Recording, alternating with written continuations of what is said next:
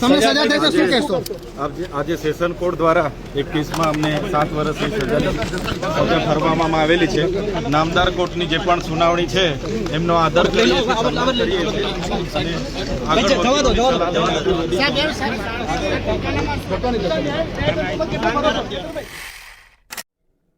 નર્મદા જિલ્લાના ડેડિયાપાડાના ધારાસભ્ય ચેતર વસાવા, તેમની પત્ની શકુંતલા વસાવા સહિત કુલ 9 લોકોને રાજપીપળા સેશન કોર્ટ દોષિત જાહેર કર્યા છે. કોર્ટે તમામ આરોપીઓને 7 વર્ષની જેલની સજા અને રૂ25,000નો દંડ ફટકાર્યો છે. આ કેસ વર્ષ 2023માં વન વિભાગના કર્મચારીઓ સાથે થયેલી ઘટનાનો છે. ફરિયાદ મુજબ ચેતર વસાવાએ કેટલાક વનકર્મીઓએ પોતાના ઘરે બોલાવ્યા હતા, જ્યારે તેમની સાથે મારામારી કરવામાં આવી હતી.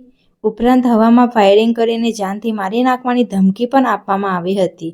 લાંબી કાયદાકીય કાર્યવાહી બાદ કોર્ટે આ મામલાનો ચુકાદો આપ્યો છે. 2 વર્ષથી વધુ સજા થતાં ચેતર વસાવાનું ધારાસભ્ય પદ પણ જોખમમાં આવી શકે છે.